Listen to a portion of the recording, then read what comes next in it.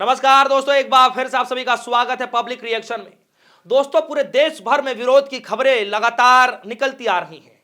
चाहे उत्तराखंड हो, राजस्थान हो, हरियाणा हो, पश्चिम बंगाल हो, तमिलनाडु हो, केरल हो, हर जगह से दोस्तों।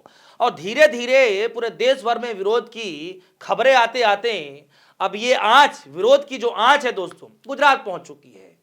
दरअसल दोस्तों, मुख्यमंत्री भूपेंद्र पटेल का काफिला आता है और काफिले के सामने ही छात्र सड़क पर बैठकर उनके काफिले का विरोध करने लग जाते हैं।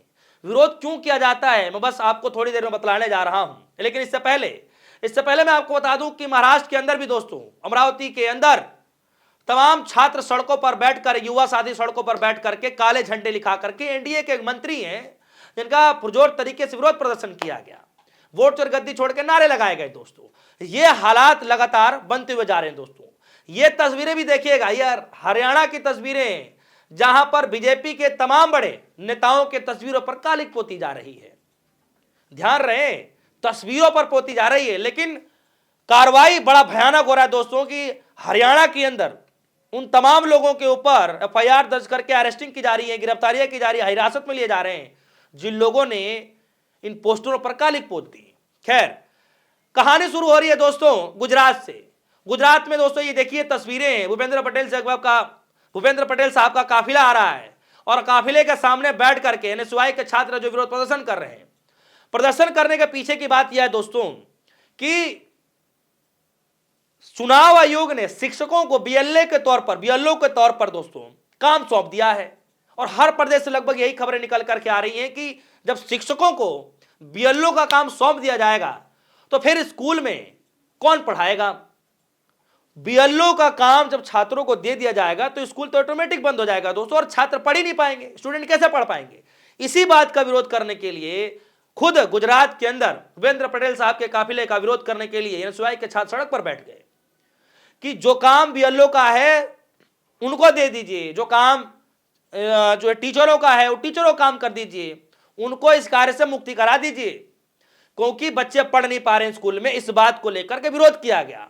और आपको जानकर हैरानी होगी दोस्तों कि जितने भी छात्र बैठे थे सबको हिरासत में ले लिया गया। जी हां, ये देखिए, ये ट्वीट खुद कांग्रेस गुजरात की तरफ से ये ट्वीट आया दोस्तों, और इसमें साफ तौर पर लिखा गया है, बताया गया है कि सीएम राज्य के जो मुख्यमंत्री हैं भूपेंद्र पटेल साहब के काफिले के सामने युवाओं ने विरोध प्रदर्शन कर दिया, छात्रों की आवाजें उठा दी, स्कूलों के टीचरों की आवाजें उठा दी, तो उनको गिरफ्तार कर लिया गया, हिरासत में ले लिया गया।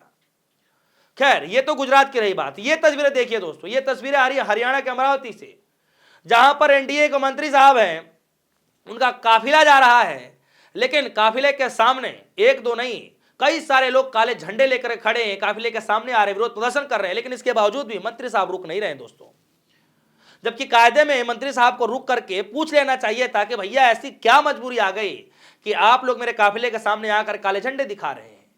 इसीलिए कहा जाता है कि राहुल गांधी होना इतना आसान नहीं है। राहुल गांधी जितना सम्मान अपने समर्थकों को देते हैं, उससे भी कहीं ज्यादा सम्मान अपने विरोधियों को भी देते हैं।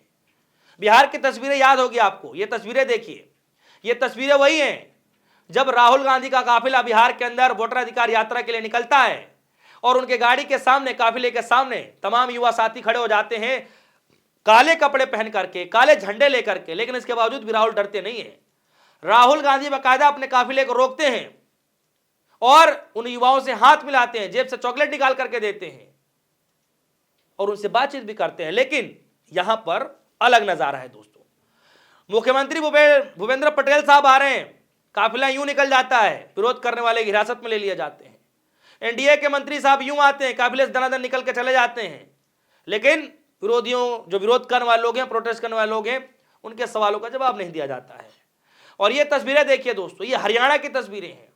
पूरे हरियाणा से अमूमन ये ऐसे ही तस्वीरें निकल करके आ रही हैं। चाहे हरियाणा हो जाए, चाहे आप चले जाइए हिमाचल प्रदेश चले जाइए। हिमाचल प्रदेश में तो जो चुनाव आयोग का जो दफ्तर है, प्रदेश वाला जो दफ्तर है इलेक्शन कमीशन का, दफ्तर की दीवार पर ही दोस्तों लिख दिया गया काले रंग के पेंट से।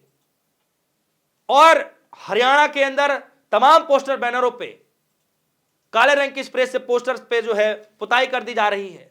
और सुनकर आपको हैरानी होगी दोस्तों कि विरोध तो किया जा रहा है लेकिन उसके साथ ही साथ कड़ी कार्रवाई भी की जा रही है। कांग्रेस के कई सारे कार्यकर्ताओं पर एफआईआर दर्ज कर दी गई है, कई सारे कार्यकर्ताओं को जेल में ठूंसा जा रहा है, इसलिए क्योंकि वो विरोध कर रहे हैं।